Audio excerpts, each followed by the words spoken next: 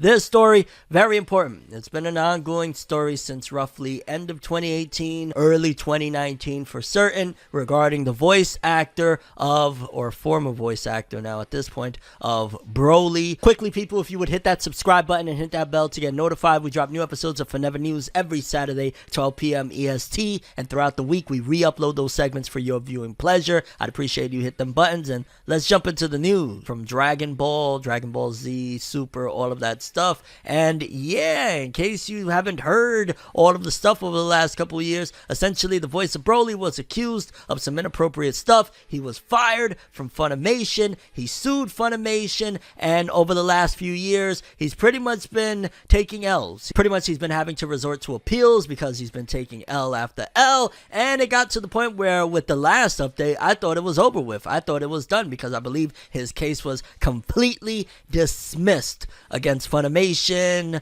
some of the voice actors over there and whatnot. I thought it was just done, but apparently, yeah, Vic Mignogna, he's not done yet. There's still more. He's still fighting, and he's taking it all the way to the Supreme Court. Let's take a read, see what's going on. Vic Mignogna petitions Supreme Court of Texas to review his lawsuit. Voice actor Vic Mignogna and his lawyers filed a petition on November 14th with the Supreme Court of Texas to review the decision in Mignogna's defamation lawsuit against Funimation, voice actresses Jamie Marchi and Monica Rial, and Rial's fiance Ron Toye. Although the Tarrant County District Court and the Texas Second Court of Appeals have ruled against Mignogna, the voice actors and his lawyers argue the Court of Appeals upended numerous elements of established Texas law in its ruling. Mignogna and his lawyers argue that the previous court rulings disregarded the rule that Rule 11 agreements, which let lawyers and parties to any lawsuit enter into a written agreement on any subject matter of the lawsuit, are interpreted and treated as contracts, and that unambiguous contracts may not be rewritten by courts. In addition, the petition claims that the court excluded Mignogna's second amended petition because it was filed in violation of the rewritten Rule 11 agreement. The petition claims that the courts have also made errors regarding the following points: determining that Mignogna is a public figure with insufficient evidence, holding that a party can be involuntarily converted into a limited purpose public figure by defending himself against defamatory statements, dismissing Mignogna's defamation claims, and ignoring testimony when the appeals court reversed and remanded the trial court's award of $100,000 to Rial and Toei's attorneys. Funimation, Marchi, Rial, and Toei all waived the filing of a response to the petition, but stated that they will file a response if the court requests one. And yeah, it seems like Mignogna's been at this for a while with appealing. In August, the Texas Court of Appeals upheld the Tarrant County District Court's November 2019 judgment against Mignogna regarding the lawsuit. So yeah, just this August alone, they basically shot him down about a appeal from November of 2019. That was a long time ago. The court, however, also determined the attorney's fee amount initially awarded to Rial and Toei was less than what was supported by factually sufficient evidence. Therefore, the appeals court ordered the Tarrant County District Court to redetermine the awards that Mignogna must pay Rial and Toei for their attorney fees. Otherwise, the appeals court rejected all points of Mignogna's appeal and affirmed the original ruling of the trial court. The appeals court also ordered Mignogna to quote-unquote pay all costs of this appeal. And again, the original case goes back to early 2019, and yeah, it's honestly a mess. I see all around regarding people, because at this particular point of it, I just try my best to stay out it one way or another. Like, this has happened long time ago. A lot of really bad stuff came from this case, not only of course for Vic Mignogna and everybody involved inside of, you know, the litigations and whatnot, but just in general between fans going back and forth, fighting and stuff like that. So I try my best to just stay out of it at this complete point, because yeah, I'm looking at some of the backlash, I'm looking at some of the commentary, people saying, yo, Vic is just desperate at this point. My whole thing is, I definitely noticed from rip, and I don't know about now and at what given point if he did switch, you know, lawyers and whatnot, but I remember the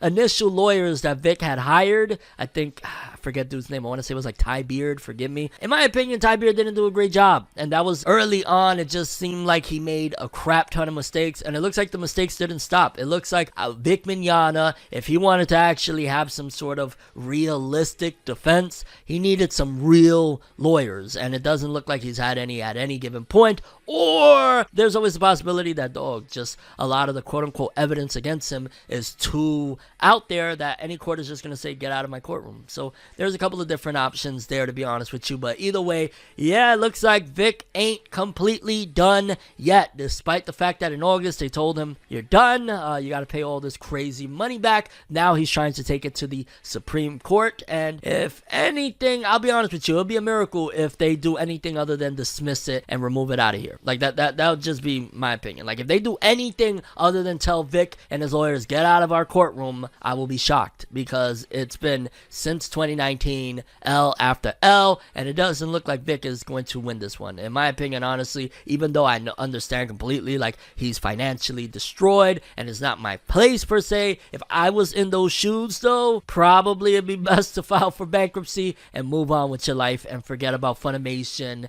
and any of these other things, because realistically, dog, you 3 years removed, going on 4 years removed since this quote-unquote incident. And yeah, I wouldn't want to keep on being bogged down by something like that. So personally, I understand financially it's crazy, and Vic is trying anything and everything to stop basically being bankrupted, but that's probably the best case scenario, to just, lick your wounds, accept your losses, and keep it moving. That's just what I would do. Let me know what you guys think about this whole situation. Are you still in the midst of this, the whole kick Vic is back, all of that stuff, or are you just kind of like, dog, let's put this one to bed and let's move on? Either way, it's been one eventful thing, to say the least, and I don't even want to say eventful. It's just been a really, really nasty train wreck with this whole situation. So much so that, Funimation don't even exist anymore, really. Like, realistically, this lawsuit is probably one of the few things that is still holding them back from completely moving on, because I'd imagine being gobbled up by Sony and Crunchyroll and all that stuff, there's no more Funimation to begin with, so what's the point? You know what I'm saying? Like, Funimation now resides within Crunchyroll, resides within Sony. Funimation is gone, so yeah. Update for Jujutsu Kaisen, as scheduled every freaking week. There's another manga going on break, and this time it's Gege Akutami! Very sad stuff, because Jujutsu Kaisen been kicking butt, but it says here, Jujutsu Kaisen will be on break next week in Weekly Shonen Jump issue number 2,